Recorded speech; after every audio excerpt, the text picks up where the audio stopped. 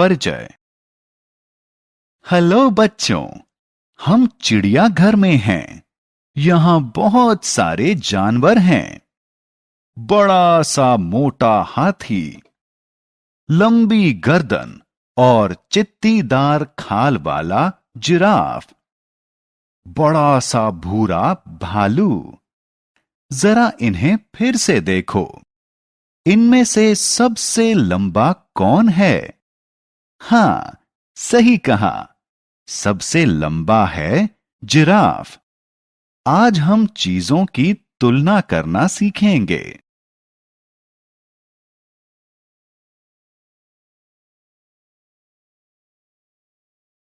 आओ सीखें। चीजों की तुलना करना। बड़ा, छोटा, पतला, मोटा, भारी और हल्का जैसे शब्दों को चीजों के साथ जोड़ना। छोटा या बड़ा। हम यहां दो बॉक्स देख रहे हैं, लेकिन ये अलग अलग आकार के हैं।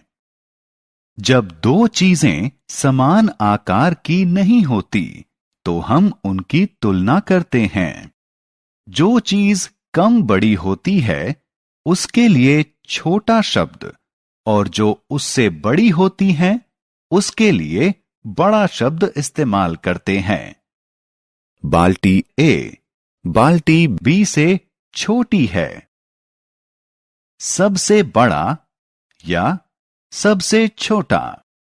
याद रहे, तोता लाल मिर्चें खाता है।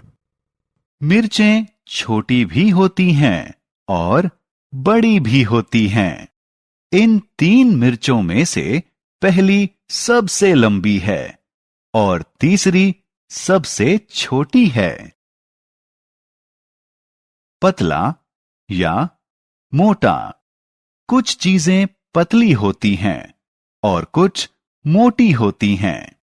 बाईं तरफ दी गई किताब पतली है, दाईं तरफ दी गई किताब मोटी है।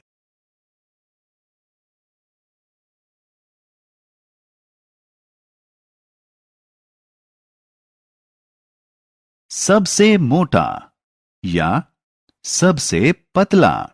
तीन से ज्यादा चीजों की मोटाई की तुलना करने के लिए हम सबसे मोटे और सबसे पतले शब्दों का इस्तेमाल करते हैं। पहली छड़ी सबसे मोटी है, तीसरी छड़ी सबसे पतली है।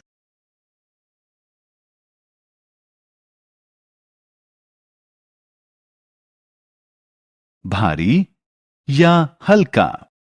जिन चीजों को उठाना मुश्किल होता है, वो भारी होती हैं, और जिन चीजों को आसानी से उठाया जा सकता है, वो हल्की होती हैं। बाईं तरफ वाला सिलेंडर भारी है और दाईं तरफ वाला सिलेंडर हल्का है। भारी या हल्का। जिन चीजों को उठाना मुश्किल होता है, वो भारी होती हैं, और जो चीजें आसानी से उठाई जा सकती हैं, वो हल्की होती हैं।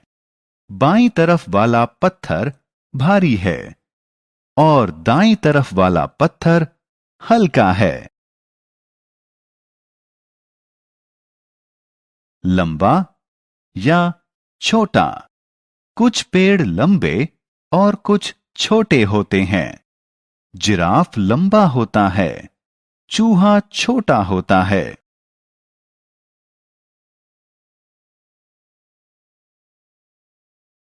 चीजों को मापना। चीजों को अलग अलग तरीके से मापा जा सकता है। आप उन्हें अपने हाथों की चौड़ाई के हिसाब से माप सकते हैं।